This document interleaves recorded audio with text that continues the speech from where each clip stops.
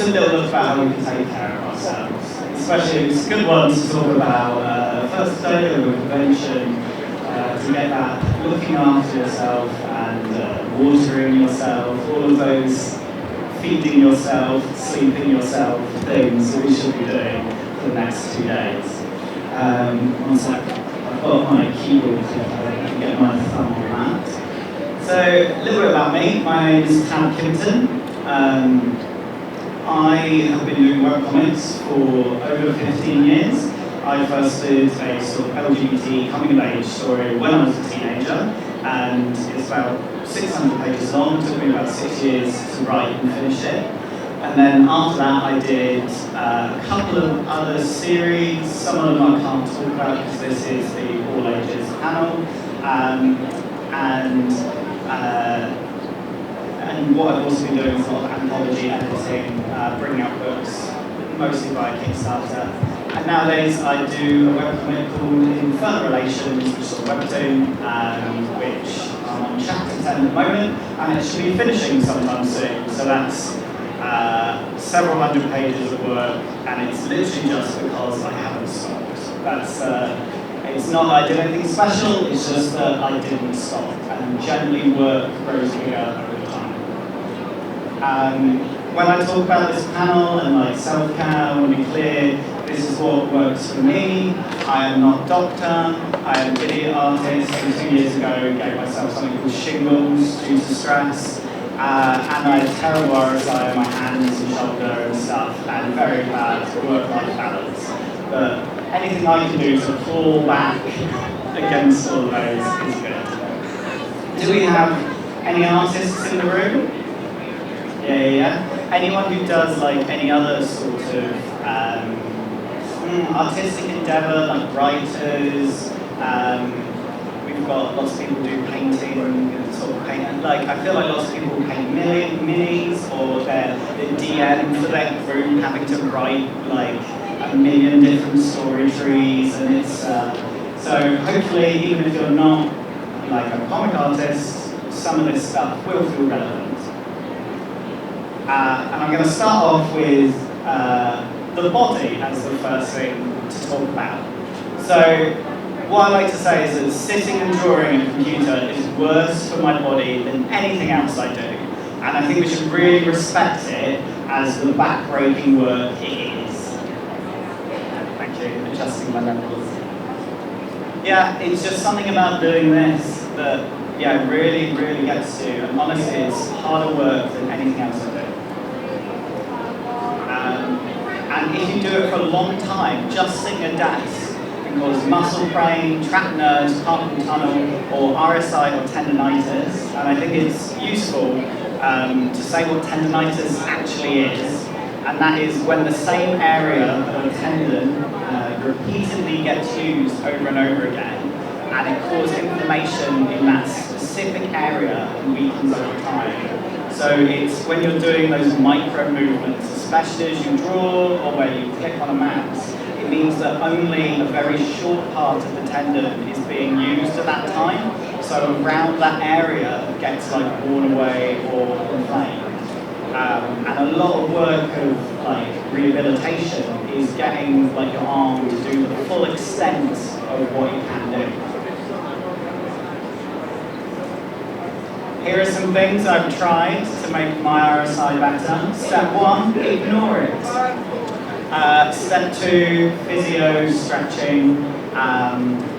So you can, most GPs will let you refer without contacting them. So if you do have problems with your shoulder or your drawing hand, you can just ask at the desk, hello, I would like to be referred to physio, it's for work, and you will get bang through that queue so quick.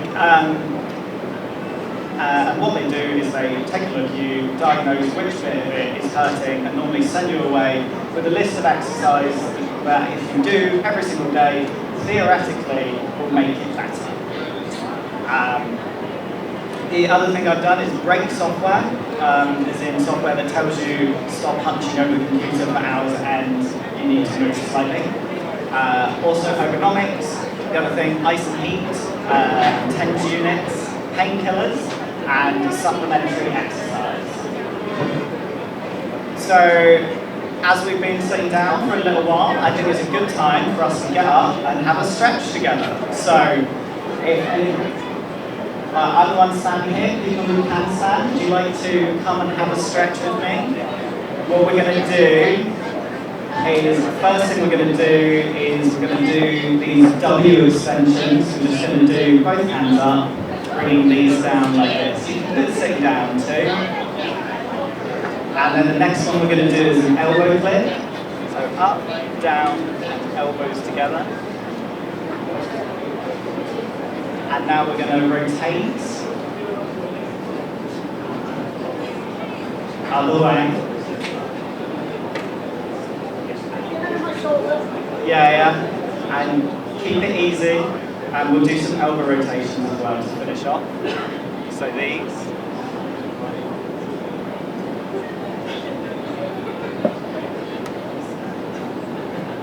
Alright, and we're going to do a couple of wrist ones. I call these skiing. So just doing this, you can do it sitting down. So just the full extent of the thumb. And now we're going to go all, if we do it this way, we call it like it's the cat, yan, little hands. That's good. Alright, feel free to sit with that. Thank you everyone for joining in. Did anyone feel something achy that they didn't realise hurt? Anyway, yeah, it's good stuff. The other one I like for me, because I do this, is pressing your chin back here. And that gets all the way up in my neck there, which is a good one. So moving is good for bodies. And the one thing I like to talk about is when I see these going around, I see a lot of stuff about stretching, that as an artist you need to stretch. So stuff like this, and this one. And they're good, but personally for me, I've got a bit of hypermobility, which means that actually overstretching can damage a bit more. So I prefer to do things that generally warm up my joints, and then I can sometimes stretch a bit more. Then the difference between mobility is that mobility is active stuff. So it's mobility exercise is doing this, whereas a stretch is doing this. Does that make some sense? It's about what you can do under your own power. Oh, we've already done that one. Skip ahead. Yeah, so, oh gosh, why does my back hurt so much? How are you sitting, you prawn? It's that thing of just having a little awareness. Unfortunately, for me, I draw on a tablet, so it's here. And the only way you can draw is hunching over it. And I think that's why being an artist is such hard work on the body, more so than just doing general admin or computer work. I've also tried, has anyone tried a standing desk? Yeah, thoughts? They hurt my feet. Yeah, I think it's that, or just getting a slightly better chair for your body. I wouldn't say that third image in that pen. I actually really dig those pens. I think they really help me because I grip really intensely, and that helps. Or squishy mouse mats that you can rest your wrist on, or just things like bringing up your drawing surface can be really useful. Or this is truly the future that I want as an artist. Just lying face down, artwork underneath me. And it's also really cool, you can get these keyboards that, so the thing that hurts my wrist is doing this on a keyboard, raising them up. So I need a decline keyboard, so I'm Phantom of the Opera underneath. And you can get these hollow keyboards that you just slot your hands in and become one with the machine. Like that bit in the original Ghost of the Shell movie where the fingers click apart and start typing. Yeah. Here's a good book if anyone's interested in, so those are the things that specifically have helped me. If anyone is interested in what stuff works for other people, there's a book called Draw Stronger, which is about how to draw and keep your body healthy as a cartoonist. Really recommend. At the end of this panel, I'll have a QR code that goes right to the panel, which will have some links to some of these as well. well. One of the other things I use is break software, which is, for me, because my RSI is bad, every 5 minutes a thing pings up and says stretch for 30 seconds. And it helps, definitely. I wish I didn't have to do it. I know a lot of people, if they had their concentration broken like that every 5 minutes, they'll never get started again. But it does tell me every 50 minutes, or like an hour, to go have a proper break from my desk, to go get up, do something, just walk around. And this is something I started doing recently when I had to colour some pages on a short deadline. Icing directly after you draw. So if you've been working on a keyboard or been drawing and your hands sort of, you can feel it twinging, putting cloth around an ice bag and putting that in ice for 20 minutes is actually really good for like resetting it, and it's definitely helped me draw for longer. And lots of people wear sort of like wrist braces and things like that. In my opinion of them, they're really good if you've got a tendon that is moving out of place. So if I'm packing books into boxes and I know my hand's twisting, it's good to stop it from doing that. But generally you want your hand free to be able to do as much movement as possible when you can. However, keeping a wrist warm if you've got a bad wrist is normally quite good for it. It like increases the synovial fluids to the joints and means that everything's a bit more cushioned. So that's the main reason people wear them. You also get like arthritis gloves, or I've got one of those little Lady Gaga-esque drawing finger hand things, and those work for me. And the other thing that is good to, if you are in some serious pain, is talking to your GP about anti-inflammatory painkillers, so like ibuprofen or naproxen, as well as the gels that you can get over the counter for it. So that's one of those. Talk to a doctor about it. Mostly because anti-inflammatory stuff does help you heal faster. It's not just completely masking the pain. And the other thing is supplementary exercise. Like, if you can, find the funnest thing you can do exercise-wise, and NHS guidelines say do it 3 times a week. I definitely don't do it that often. I do pole, which if you were here 2 years ago, I was the sexy pole dancing Eggman in the talent show. Thank you. But honestly, sometimes what I do is I just go, in this bit of my body is hurting, and then I put in shoulder yoga, 10 minutes into YouTube, and honestly, good things come out of that. Yeah. Or going on a walk. Me going on a stupid daily walk for my stupid mental health. Which moves us on to the next section of this panel, talking about hellish minds, or how our minds work with burnout and things. So here's a nice inspirational quote on a nice background. Is everyone feeling better? Yes? It's a tricky one because before I get started, one thing I would like to say is that if you're feeling a daily low mood or sadness for more than 3 weeks, that is the time to start seeing a professional or getting stuff rolling on your GP. 3 weeks, I know everyone's like, oh god, I felt this bad forever. But that is like a more clinical definition, and when you're like, I should get some help for this. But there is stuff that you can do on your own.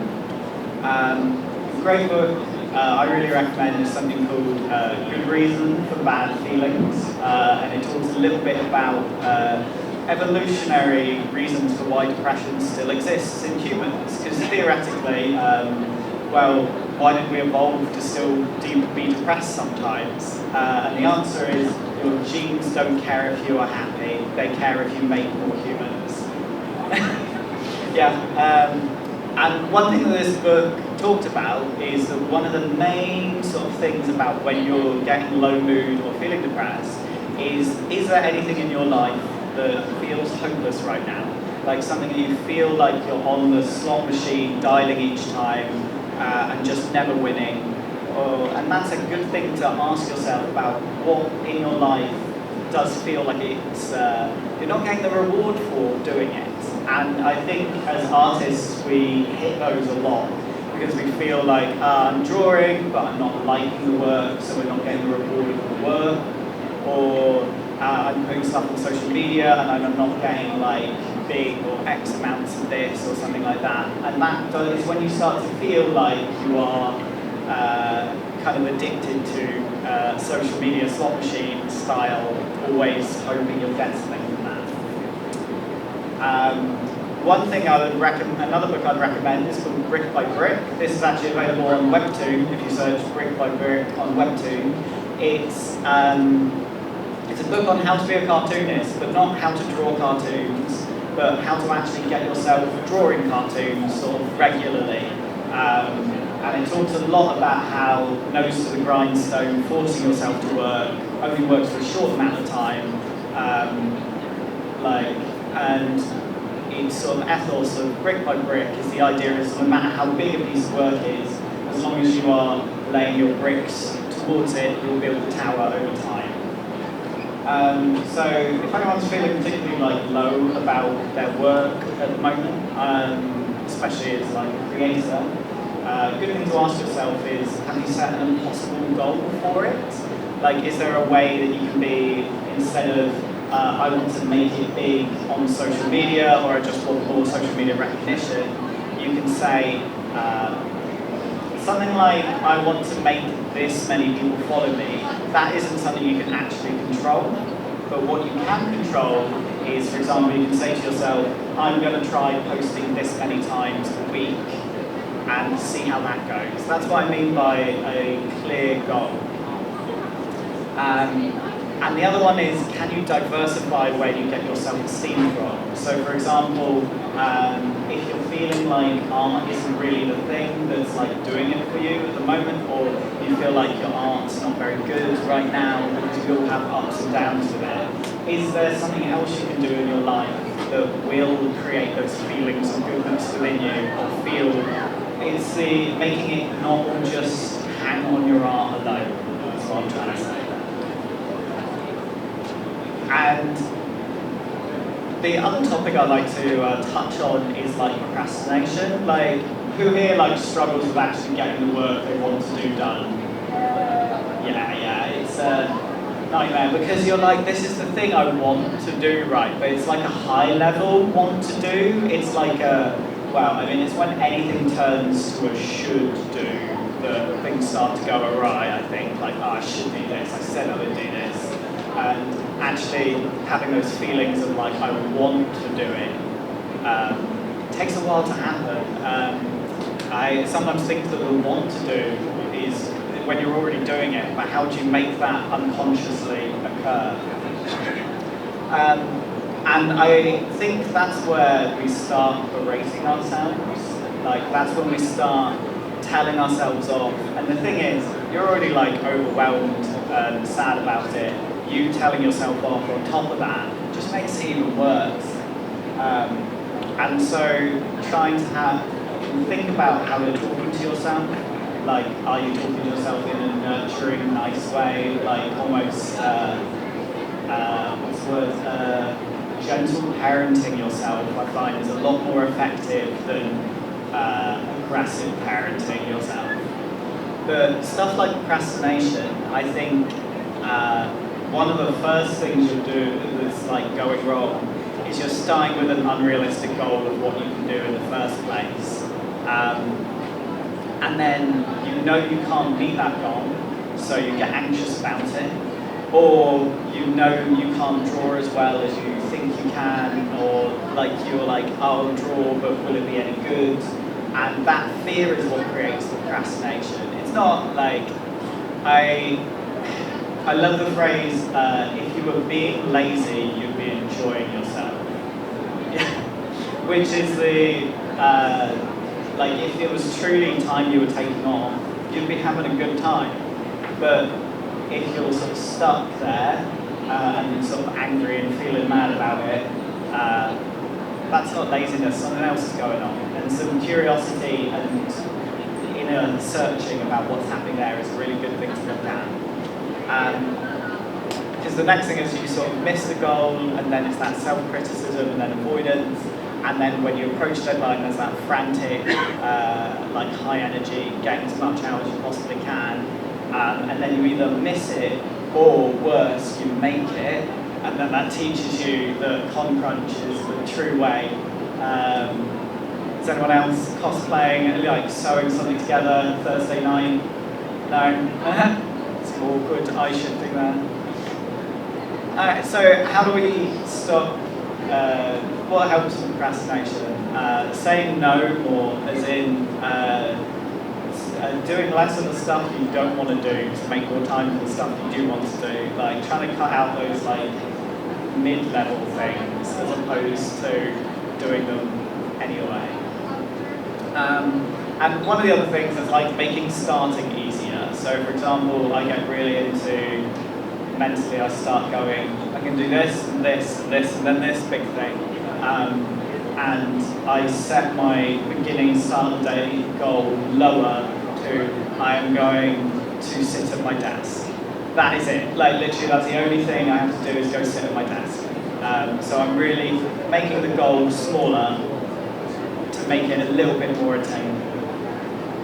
And the other one is gamifying and making work more fun. Because if work feels fun, that gives you more of an incentive to actually do it. If you are really treating creative work like it's work you don't want to do, it's gonna, you're just instinctively as a human, you're not gonna head towards it as often. I've started listening to audiobooks while I draw, because if I've got a good book and I want to keep that going, that gives me something to do. The other one is because I use break software, no matter what I do, I'm only going to do it for an hour at a time. And that's a big help for me to be like, yeah, like not in the mood to do this, but I only have to do an hour. And seeing what you can get done in a short space of time, creating that like initial oomph of, let's see what we can do, is quite good, because then if I have a half-finished thing, I'm more likely to go back to that and try and finish it off than if I have nothing to start with, a blank page and all that. And then I realise we haven't had much back and forth in this panel, but does anyone have any tips for what helps them get going on a project, or when they feel like they're procrastinating? Like anything you want to share with the room? No, we're good. I can do some questions at the end that we have a talk like then, because this isn't a watch. What time is it?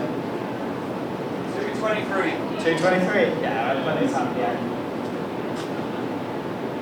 And the sort of thing I wanted to talk about, like burnout, I wanted to talk about the difference between being stressed at work versus burnout. So stressed is like when you're, stressed is the over-engagement. It results in a loss of energy, and it primarily takes like a physical toll on your body. Whereas burnout is about being disengaged, loss of motivation as opposed to loss of energy, and it takes an emotional toll on you. So I call it the difference between being stressed is hoping you have the energy to get all the work done that you need to do, whereas burnout is when you feel hopeless because you've stopped caring whether the work gets done at all. That's when burnout stuff really hits, I think. So let's talk a little bit about how do we even take breaks. Like, it sounds silly, but learning how to rest in a way that you're not like feeling guilty about or actually enjoying is very important. One thing I like to say is that 9 to 5 days a week, comes from negotiating down Victorian factory owners from working their employees to the bone. That's not like the natural state of things. That is in the industrial age, they realised that they could just keep people working on machines in factories forever, and the size of the work week we have is actually being negotiated back from that in return. And so it's not a standard you should live by, especially as an artist, because I do think drawing for an hour is physically more everything than like an hour of another desk job where you're not as engaged, because you're over the computer, like you're constantly doing something, your mind's constantly on it. But yeah, going back to rest, this thing I just found this interesting about there being different types of rest, that it isn't just laying still as long as possible. Because there is physical rest, but you can have active physical rest. That will be your doing yoga or things like that, stuff that like helps heal your body. And then mental rest, I don't know how to turn it off, but it's when you feel like your thoughts are too full, and it's stuff like your mindfulness meditation, like ways to calm your mind. There's also sensory rest, like going into a quiet room or a darker room or something like that to just have a restful space. And there's also creative rest. Creative rest is inspiration. It's looking at stuff and seeing other people's work instead of being an output to yourself. Emotional rest is actually about being able to express your emotions and not people-pleasing. And social rest is not talking about taking time away from social activities. It's friendships that give you energy back. Maybe that never happens for you, but some people social stuff which actually recharges your batteries instead of draining them. And spiritual, like if some people have like spiritual religious beliefs, feeling like you're part of another purpose or part of a bigger thing. If it's like, for example, I don't know, social justice movements or something like that, feeling like you're part of all that can be, it is kind of restful or feels like that sense of belonging.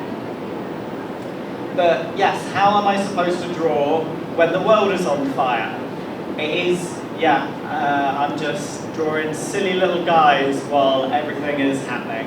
That feels weird. How do we justify that? Especially that feeling of putting that on social media at all feels, depending on what's going on in the world, it feels rude. Does anyone else have this? Like feeling like posting them doing a silly little fun thing while stuff going on is real bad is very hard.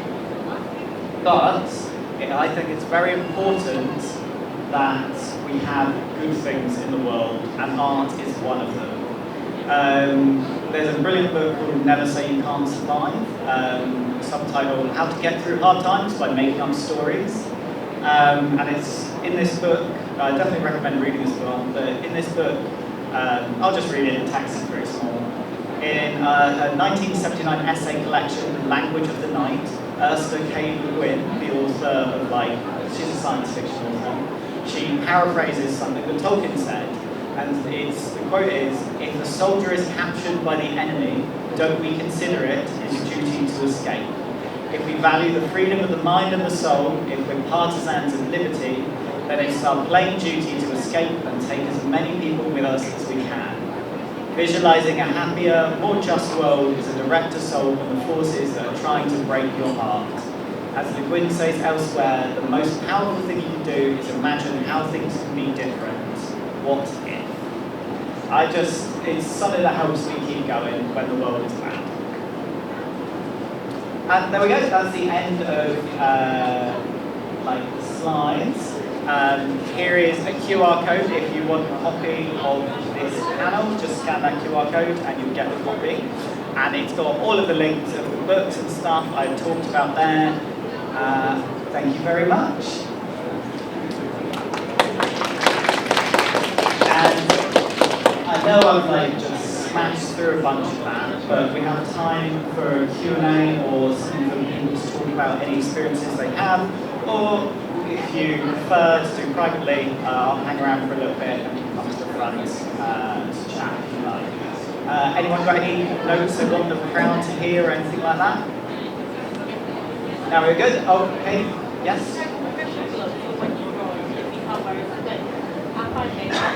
Yes, so just so everyone can hear, you were saying, can you try and press your gloves or drawing if you can't use the splits?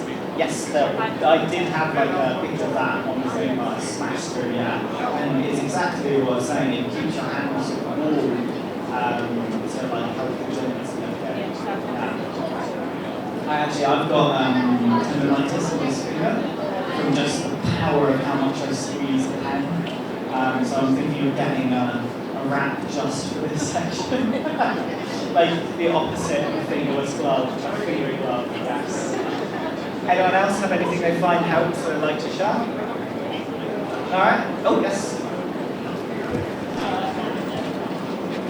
Do you want to speak into the mic or So I'm not sure if it's the reverse to helpful, but weirdly enough, I think it comes under inspirational. I find doing coding notes helps me because although it is a sort of similar movement, it still allows different digital to do a degree. And plus I think it gives a break of you can literally just slow down, stare at pretty colours, and then just zone back in again after like an hour or so. I really like that. Like some people do drawing warm-ups, as in they just do little doodles before they go into the main thing they're working on. Or like you said, it's that inspiration or just seeing colours and getting you thinking about stuff. Like I find because I'm a digital artist, one of the things I do is renovate my house, and it's because I get to see that change. Whereas if I'm just drawing digitally, I never see it in real life. It's just on a computer, so it doesn't feel like it's real. So having the world change a little bit is quite nice.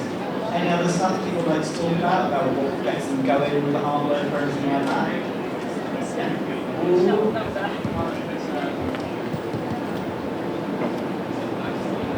So I'm going to apologise now. I have possibly the most controversial take you'll hear this weekend. I thought, welcome our new AI art overlords, because if they can't, you move too fast, my son. I can't draw hands. Neither can AI. It's an equal fight. I can now learn fundamentals in peace. I was just going to say that I was agreeing with the AI thing, because like the whole thing I was doing recently was this 2-minute doodles. What's that? I do like 2-minute doodles as like a little prep. It's like let's see what I can do in this time, and it renders quicker than AI as well. So it's just like there's also led into doing like other comics, other ideas, which as they don't do its own problems, that's somehow. Yeah, just like 2-minute doodle of like let's say Gromit voice and Gromit. See how that works. It's like, well, sometimes that looks good in those 2 minutes, sometimes that one could be a bit more time, things like that. Do you ever get that frustrating thing where the thing that you took 2 minutes to draw looks better than the thing that you took an hour to draw? Yeah. Resketch. I feel like talking a little bit about the AI stuff as an artist is like definitely something that's on people's minds like during the panel. But I recently saw AI stuff as being started to be referred to as boomer artwork. But like, there's something about it that most users of like Midjourney are actually in their like 40s plus, which is fascinating that young people just don't care about it at all. And I think, I don't know, that gives me hope. But I have a thing about the AI is just only like typically attractive people, like physically and stuff like that.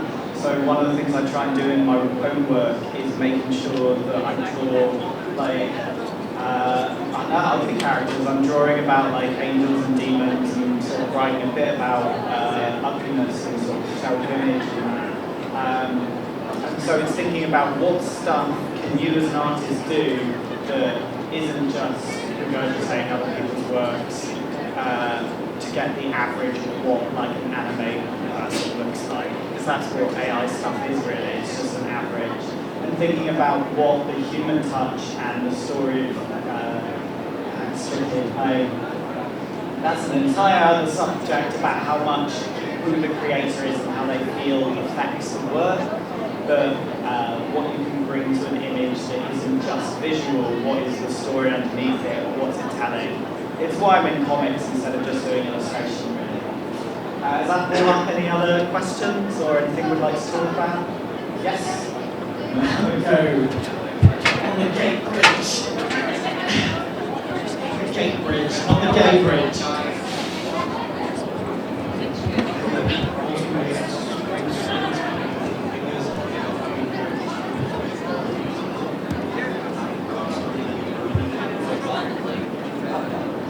Okay, so you mean spring splits. So the thing that draws to my mind is like those rings that people put on their fingers that prevent dislocation. Is it similar to that?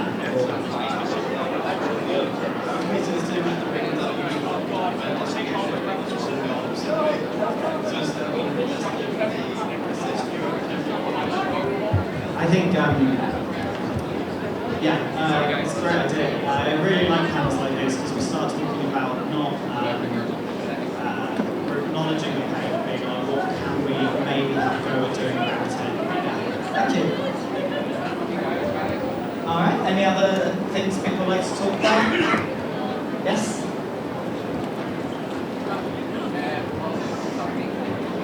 I suppose just in the grand scheme of things, I was doing like kind of healthy stuff around it, so it really helps. It's just kind of, okay, so it's easier said than done, but just go with care about numbers and stuff like that, or like if you're doing fan art or something like that, if you feel like, okay, well, I'm not really getting the engagement for this, create something for yourself, create like an original character or something along those lines, and you'll find it might actually get a bit easier to create, as I found.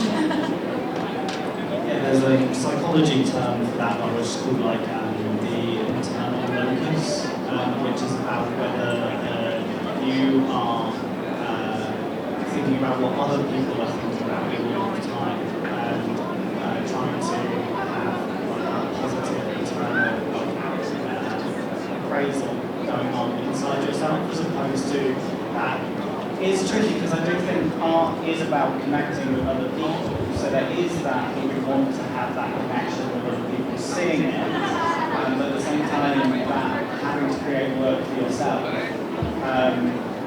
There's an interesting thing there about theoretically, if you create work that is for yourself, exactly what you want to see in the world, you put it out into the world, and that's when people go, this is exactly what I wanted to, and you create that connection like there by being like, no, they want to actually see what I am giving them, like, you know, this bit of me. And it's tricky, like, especially like convention artists, about feeling like I need to draw this character because this character is popular right now, even if it's not character all that fussed about.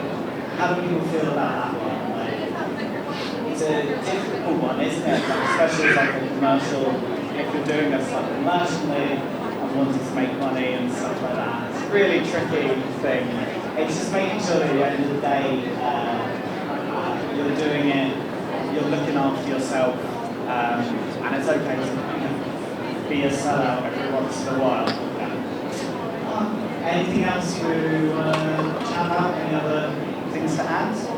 No, alright, so I'll leave you the rest of the con. The other panel I've got is Saturday, 5 PM downstairs. We've got the Yowie Game Show, it's back. BL to the bone. So see you at that one, hopefully. And if anyone wants to chat a bit more, I'm in the level 2 dealers hall. Go through the doors and go all the way to the end on the right, and that's where my stand is. Alright, have a good rest of your SunnyCon. Alright, I'll chat to you later. Bye.